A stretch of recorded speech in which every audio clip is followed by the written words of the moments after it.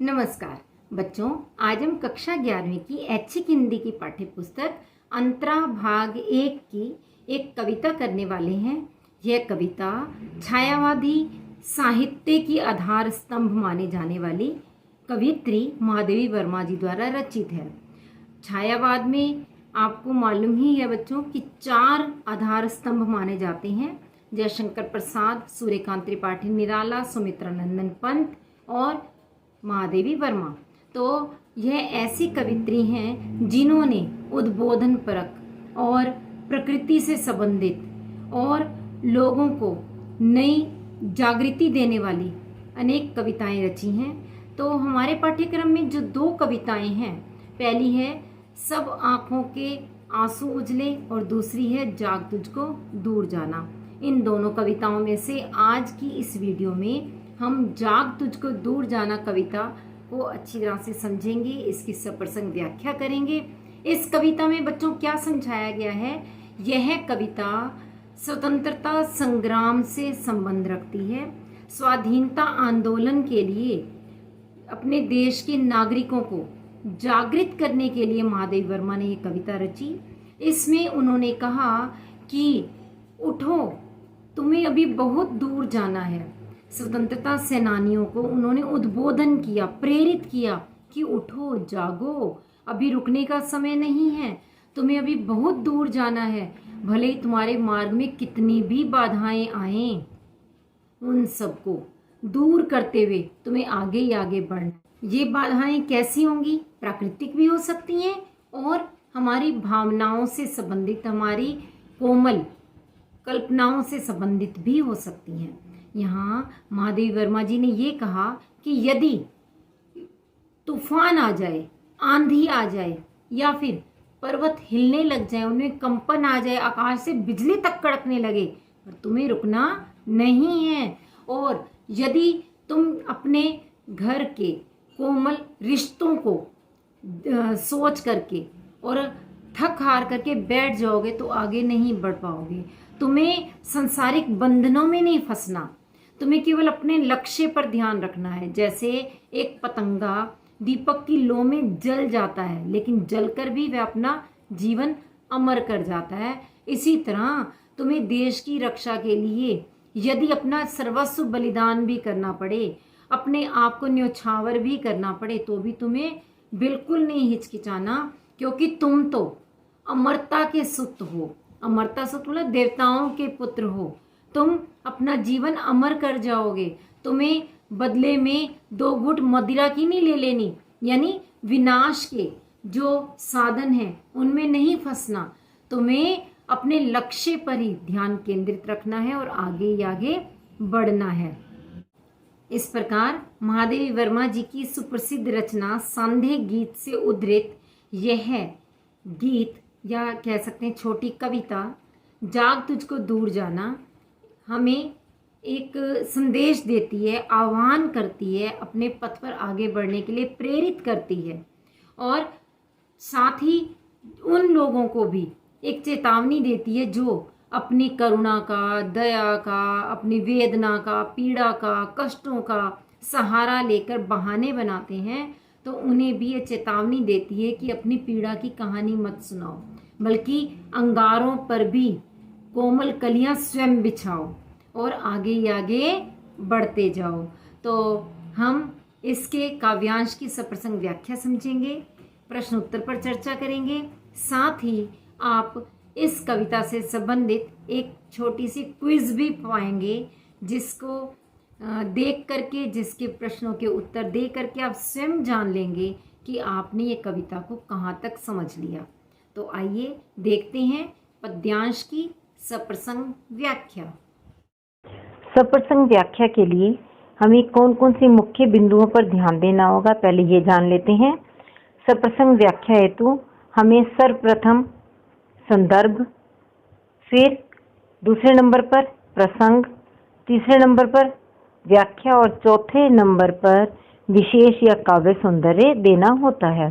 तो संदर्भ में हम कविता व कवि का नाम बताएंगे। प्रसंग में यह बताएंगे कि दिया गया पद्यांश किस घटना से संबंधित है।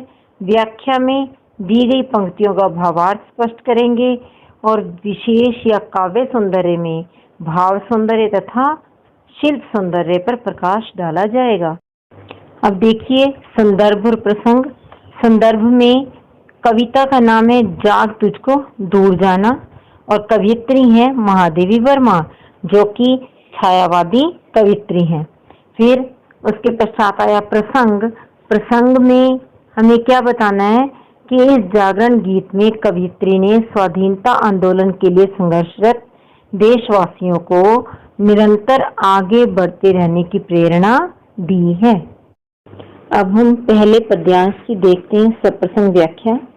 जाग तुझको दूर जाना, चिर सजग आंखें उनींदी, आज कैसा व्यस्त बना, जाग तुझको दूर जाना। यहाँ छायावादी कवित्री महादेवी वर्मा देशवासियों को जागृत करते हुए, उनका उद्बोधन करते हुए आह्वान करती है कि उठो हे नागरिकों, जागो, तुमको अभी बहुत दूर तक जाना है।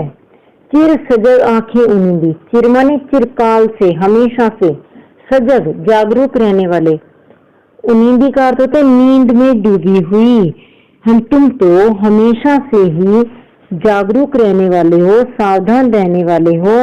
आज तुम्हारी आंखें ऐसे उनींदी सी क्यों हैं, अर्थात नींद से भरी हुई क्यों हैं? आज कैसा व्यस्त बाना, या व्यस्त से अभिप्राय है अस्त व्यस्त। आज तुम्हारा ये बाना, बाना होता है वेशभूषा, आज तुम्हारी ये वेशभूषा अस्त व्यस्त क्यों है? उठो जागो, अभी तो तुम्हें बहुत दूर तक जाना है। तो बच्चों पहली दो पंक्तियों का अर्थ समझ में आया आपको? दोबारा से एक बार देख लीजिए कि ये नागरिक उठो जागो, अभी तो तुम्हें बहुत दूर जाना है।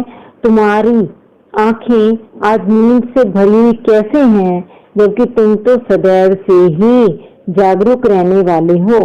आज कैसा व्यस्त बना, आज तुम्हारा ये बाना या आज तुम्हारी ये वेशभूषा अस्त व्यस्त कैसे है? उठो जागो, अभी रुकने का समय नहीं है, अभी तुम्हारी यात्रा खत्म नहीं हुई, तुम्हें बहुत दूर तक जाना है।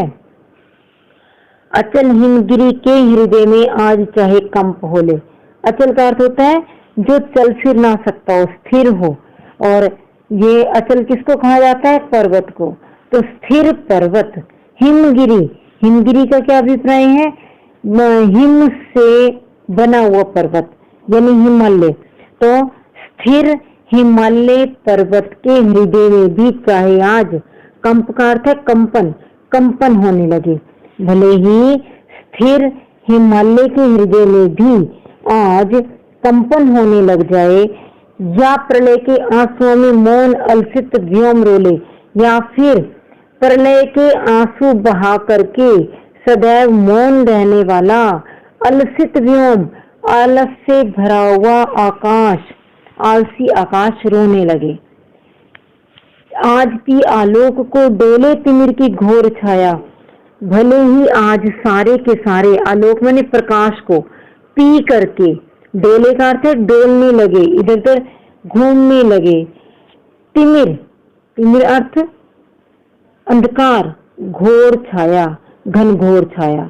भले ही आज सारे प्रकाश को पी करके, निगल करके अंधकार की घनघोर छाया इधर उधर डोलने लग जाए, चारों तरफ प्रकाश खत्म हो जाए, रोशनी समाप्त हो जाए, और भले ही कितना भी अंधकार क्यों ना छा जाए, जाग कर विद्युत शिखाओं में निठुर तूफान बोले। विद्युत शिखाओं, विद्युत की चोटियों में, विद्युत होता है बिजली, बिजली की चोटियों में, अर्थात चाहे बिजलियों के साथ साथ निठुर तूफान, निष्ठुर तूफान आ जाए। कहने का अभिप्राय क्या है? भले ही प्रकृति हर तरह से तुम्हारे लिए विपरीत हो जाए, लेकिन तुम्हें क्या करना है? पर तुझे नाश पथ पर चिन्ह अपने छोड़ाना, लेकिन तुझे अपने उस विनाश के रास्ते पर भी अपनी स्मृति चिन्ह छोड़ते हुए आगे बढ़ना है। उठो जागो, अभी तुम्हें बहुत दूर जाना है। एक बार केवल व्याख्या जल्दी से देखते हैं। हे नागरिक उठो जागो, अभी तो तुम्हें बहुत दूर जाना है। तुम्हारी आंखें सदैव से सजग रहने वाली हैं, फिर आज ये नींद से भरी हुई कैसे हैं? आज तुम्हारी वेशभूषा अस्त व्यस्त क्यों हो गई है? उठो, जागो, मत रुको। अभी तुम्हारी मंजिल दूर है और तुम्हें बहुत दूर तक जाना है।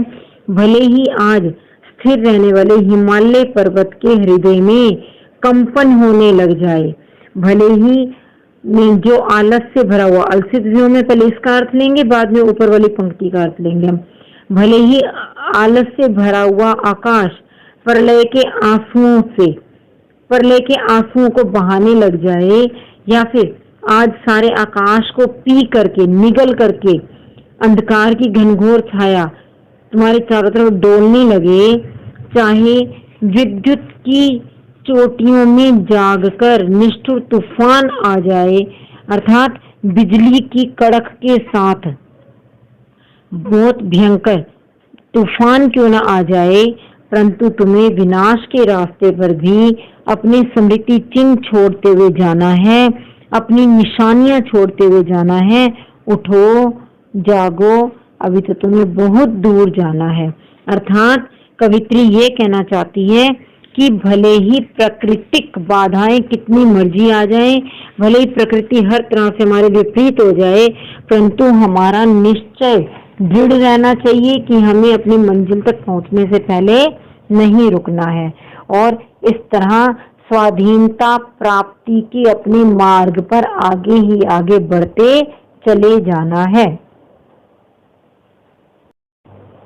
बच्चों, अब हम इसी पद्यांश का विशेष देख लेते हैं। विशेष जिसे हम काव्य सौंदर्य भी कहते हैं। इसमें दो बातें बतानी जरूरी है, एक तो भाव सौंदर्य और दूसरा शिल्प सौंदर्य। भाव सौंदर्य में 3 बिंदु आने चाहिए, केंद्रीय भाव, रस और काव्य गुण। और शिल्प सौंदर्य में बाकी सभी वे बिंदु आएंगे जो कि कविता के ढांचागत यानी बाहरी गुण से संबंधित होते हैं। तो पहले भाव सौंदर्य देखिए, जिसमें केंद्रीय भाव है, कवियत्री ने मार्ग की बाधाओं से विचलित न होने, ये वह नहीं है, वह है, वह अपने संघर्ष पथ पर आगे बढ़ने की प्रेरणा दी है।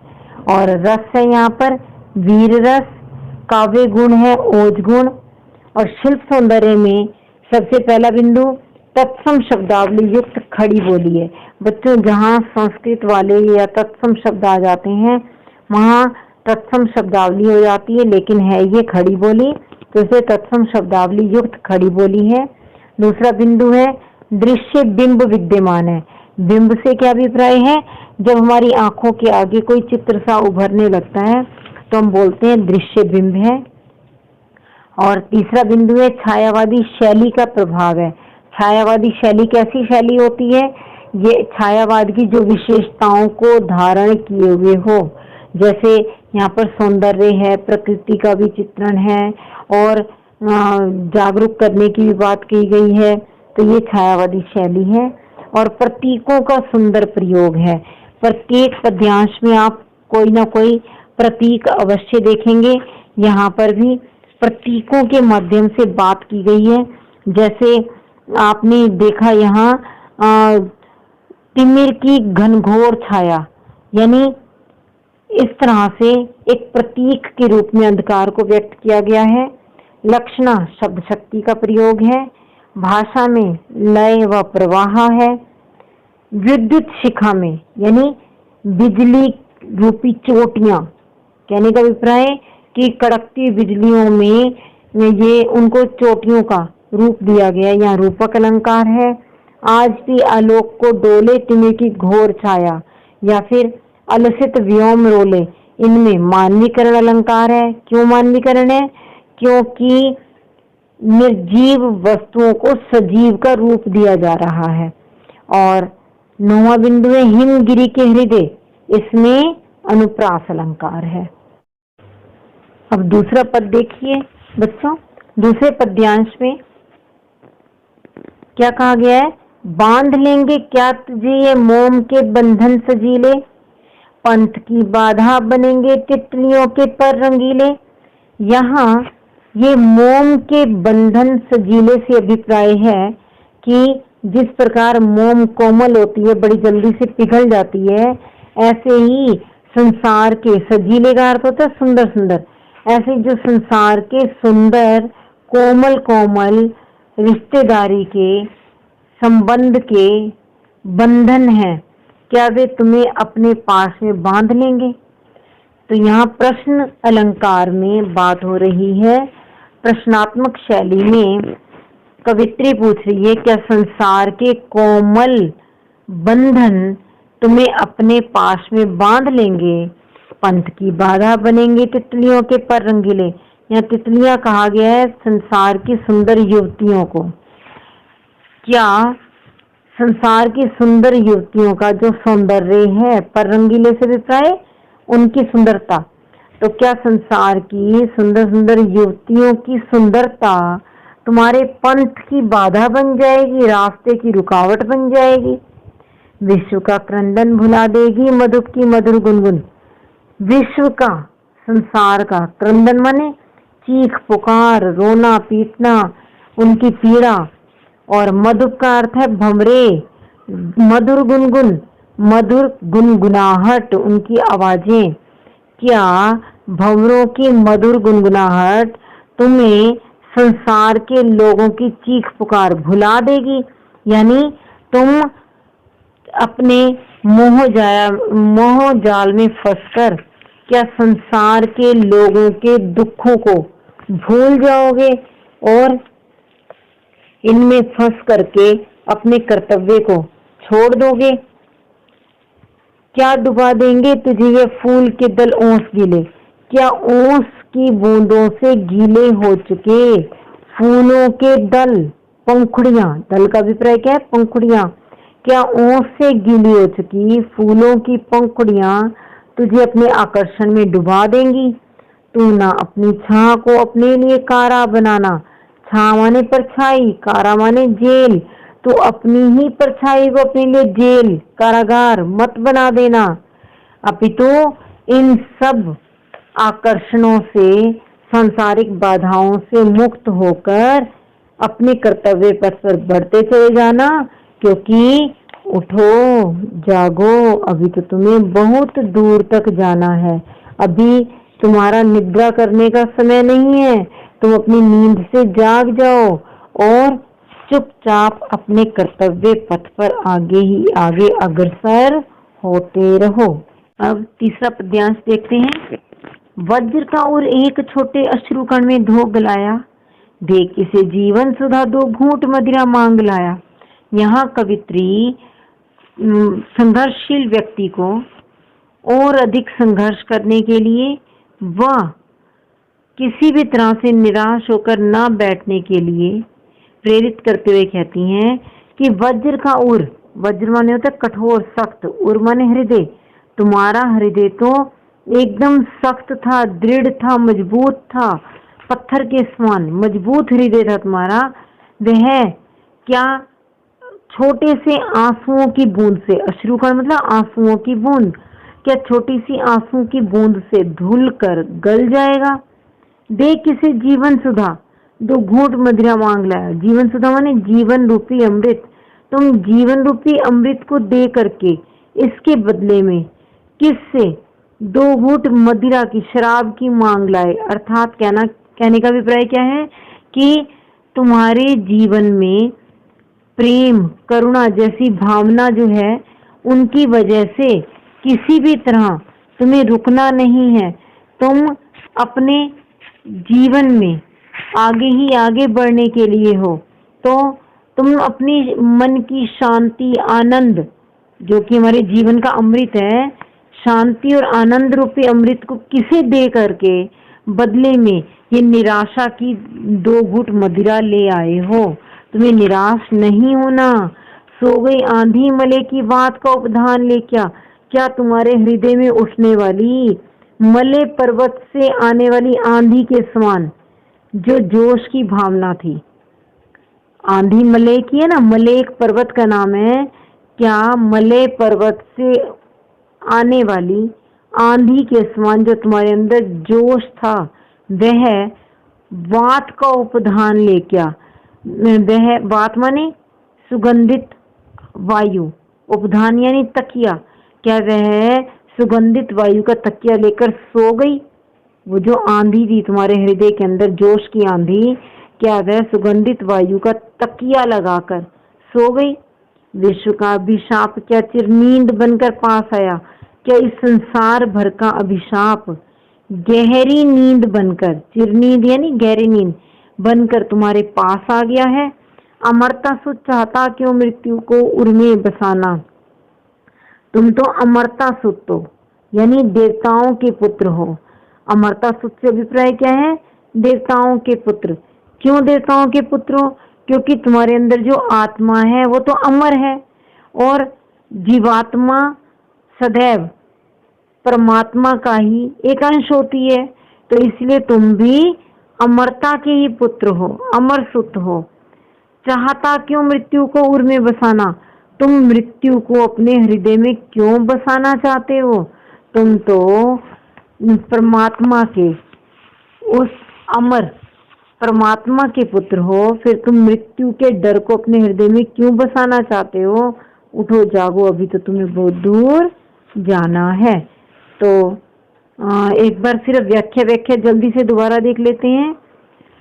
तुम्हारा हृदय वज्र के समान कठोर था, वज्र की तरह बहुत अधिक दृढ़ था। वह छोटी सी आंसू की बूंद से क्या धुल करके गल जाएगा? तुम किसे अपने जीवन रूपी अमृत को देकर, ये जीवन रूपी अमृत किस चीज का है? शांति का, चैन का, करुणा का, ये तुम किसे दे करके बदले में निराशा की 2 घूंट मदिरा मांग लाए हो? क्या तुम्हारे हृदय से उठने वाली वह जो जोश की आंधी थी वह इस तरह की थी कि उसकी वजह से तुम बड़े से बड़ा काम करने के लिए तत्पर रहते थे? क्या तुम्हारे हृदय में उठने वाली वो जोश की आंधी मलय पर्वत से आने वाली सुगंधित वायु का तकिया लगा करके सो गई? क्या सारे संसार का अभिशाप गहरी नींद बनकर तुम्हारे पास आ गया? तुम तो अमरता के सुत हो, अमर परमात्मा के अंश हो, फिर तुम अपने हृदय में मृत्यु के डर को क्यों बसाना चाहते हो? उर का अर्थ क्या है? हृदय।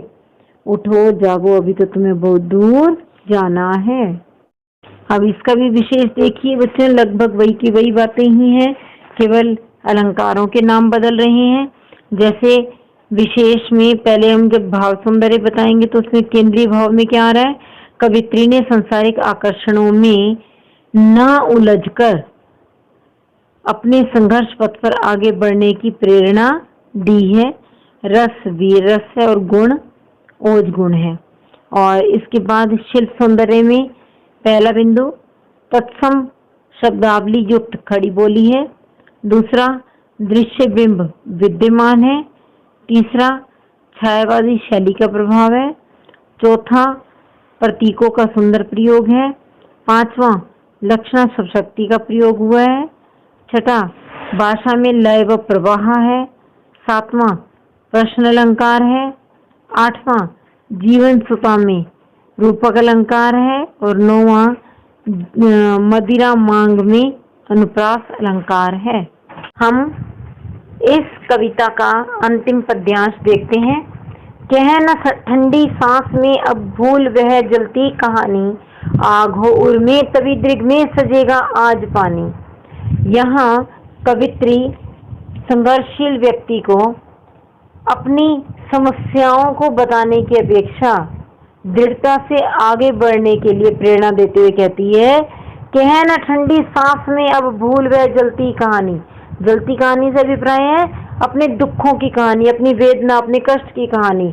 ठंडी सांसें भर भर कर तुम अपने दुखों की कहानी को मत कहो, उसे कहने की आवश्यकता नहीं है। आग हो उर में तभी दृग में सजेगा आज पानी। यदि तुम्हारे हृदय में जोश की आग होगी तभी तुम्हारी आंखों में, दृग का अर्थ क्या है? आंखें, तभी तुम्हारी आंखों में पानी होता है सम्मान। पानी एक तो जल को कहते हैं और दूसरा सम्मान के लिए भी प्रयोग होता है। तो यहाँ हम इस पानी के 2 अर्थ लेंगे, एक तो सम्मान के लिए और दूसरा आंसुओं के जल के लिए। यदि तुम्हारे हृदय में जोश की आग होगी तभी तुम्हारी आंखों में सम्मान का पानी सजेगा। सुशोभित होगा। कहने का अभिप्राय क्या है? यदि जितना तुम्हारा हृदय दृढ़ होगा उतना ही तुम्हारी आंखों में आत्मसम्मान स्वयं ही आ जाएगा। हार भी तेरी बनेगी माननी जय की पताका। यदि तुम अपने कर्तव्य पर आगे बढ़ते हुए हार भी जाओ तो भी तुम्हारी वह हार भी तुम्हारी विजय की पताका बनेगी, तुम्हारे लिए मान दिलाने वाली बनेगी। कहने का अभिप्राय क्या है कि यदि तुम्हें अपने कर्तव्य का पालन करते हुए हार का सामना भी करना पड़ जाए तो भी वह तेरे लिए स्वाभिमानी की विजय पताका के समान होगी। राख क्षणिक पतंग की है अमर दीपक की निशानी। जैसे पतंगा जब दीपक की रोशनी पर अपने आप को न्यौछावर कर देता है, स्वयं को जला देता है, तो वह अमर हो जाता है और उसकी जरा सी राख बनती है। क्षणिक माने जरा सी, उसकी थोड़ी सी राख बनती है, लेकिन इसी से ही वह अपने प्रेम का परिचय दे जाता है। तो प्रेमी पतंगे के बलिदान के बाद उसकी राख ही उसके अमर दीप के प्रेम का संकेत देती है। निशानी का अर्थ क्या है? संकेत है। तुझे अंगार शैया पर मृदुल कलियां बिछाना, तुझे अंगारों की सेज पर अपनी कोमल भावनाओं की कलियों को बिछा डालना है। उठो जागो, अभी तो तुम्हें बहुत दूर जाना है। तो एक बार केवल व्याख्या दोबारा से देखेंगे हम कि कवित्री यहाँ पर कहती है कि तुम अपनी पीड़ा, वेदना, करुणा की बातों को, अपने संघर्षों की कहानी को ठंडी सांसें ले लेकर मत सुनाओ। यदि तुम्हारे हृदय में जोश की आग होगी तभी तुम्हारी आंखों में सम्मान का पानी भी सुशोभित होगा। तुम्हारी तब यदि हार भी हो गई तो वह भी तुम्हारी विजय की पताका के समान तुम्हें मान दिलाने वाली बनेगी। राख क्षणिक पतंग की है अमर दीपक की निशानी। जैसे पतंगा दीपक की रोशनी पर जल जाता है और स्वयं को बलिदान कर देता है, परंतु उसकी वो जरा सी राख भी अमर दीप के प्रेम की निशानी बन जाती है। इसी तरह तुम्हें भी अपनी निशानियां छोड़नी है और स्वयं को न्यौछावर कर डालना है। तुझे अंगार शैया पर मृदुल कलियां बिछाना, तुम्हें अंगारों की सेज पर कोमल कलियां बिछा देनी है, अर्थात अपनी सारी कोमल भावनाओं को न्यौछावर कर देना है। उठो जागो, अभी तो तुम्हें बहुत दूर जाना है, क्योंकि अभी तुम्हारी मंजिल मिली नहीं है और जब तक नहीं मिल जाती तब तक तुम्हें संघर्ष का रास्ता नहीं छोड़ना। अब इसका विशेष देखिए, भाव सौंदर्य में केंद्रीय भाव क्या रहेगा? कवित्री ने कोमल भावनाओं का त्याग कर अपने संघर्ष पथ पर आगे बढ़ने की प्रेरणा दी है।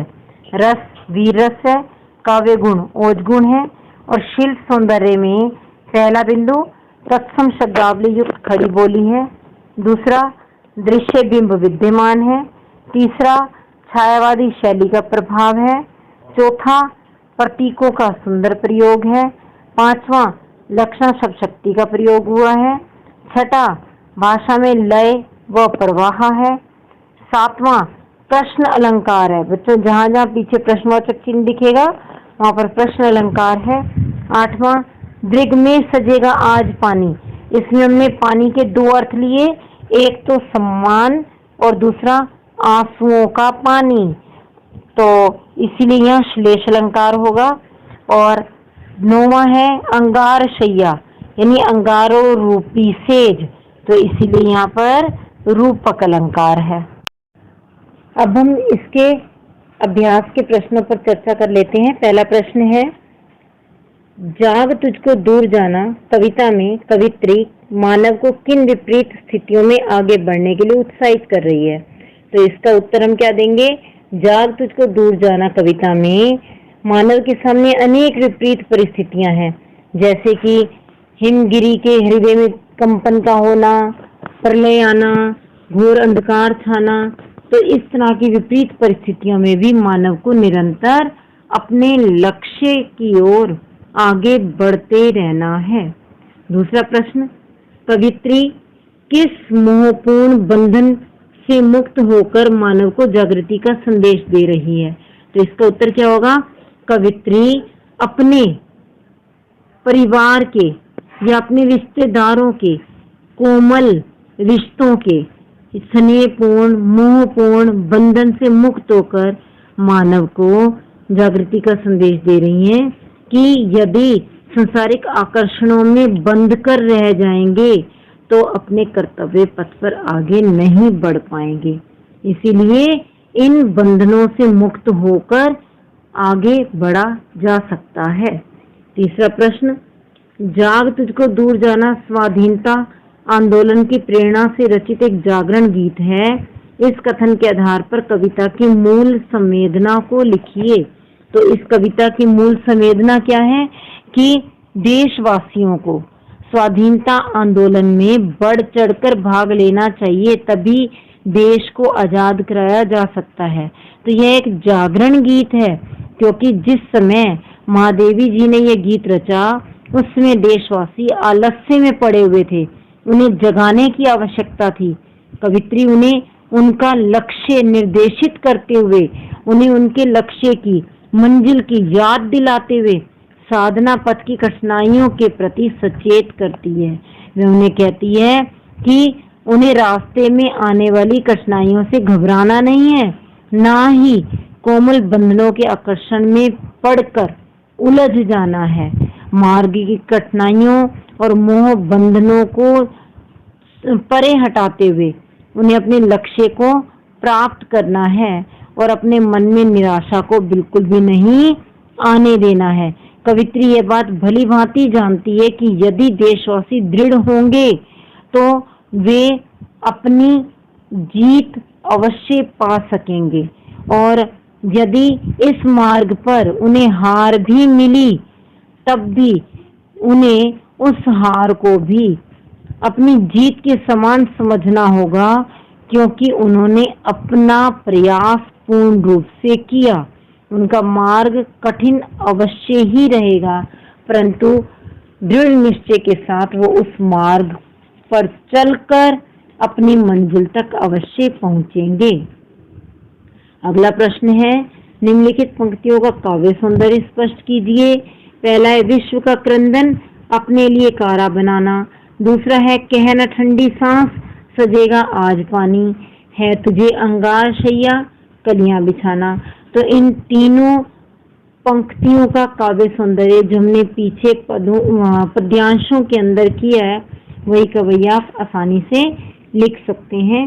और पांचवा प्रश्न है, कवियत्री ने स्वाधीनता के मार्ग में आने वाली कठिनाइयों को इंगित कर मनुष्य के भीतर किन गुणों का विस्तार करना चाहा है? कविता के आधार पर स्पष्ट कीजिए। इंगित कर का मतलब संकेत करके। कवित्री ने स्वाधीनता के मार्ग में आने वाली अनेक कठिनाइयों की ओर इशारा किया है। ये कठिनाइयां भौतिक आकर्षणों की भी हो सकती हैं या फिर प्राकृतिक बाधाओं की भी हो सकती हैं, परंतु इनके द्वारा मनुष्य को प्रभावित नहीं होना और अपना कर्तव्य नहीं छोड़ना, अपितु अपने अंदर कुछ गुणों का विस्तार कर लेना है। और ये गुण हैं जैसे बलिदान की भावना, दृढ़ संकल्प, संसारिक मोह माया का त्याग, निरंतर संघर्ष की भावना, किसी भी भयानक परिस्थिति में भी अडिग रहना, पथ भ्रष्ट न होना। इस प्रकार के गुणों को यदि मनुष्य विकसित कर लेगा तो वह अवश्य ही स्वाधीनता संग्राम में विजयी होगा। वह हर प्रकार की कठिनाइयों पर विजय पाएगा और अपनी मंजिल को अवश्य प्राप्त कर लेगा। बच्चों, मुझे आशा है कि आपको ये कविता समझ आ गई होगी। अब आप इसके प्रश्न उत्तर भी करने में सक्षम होंगे, और यदि फिर भी आपकी कोई समस्या है आप उसे मुझे कमेंट बॉक्स में लिखकर भेजिए।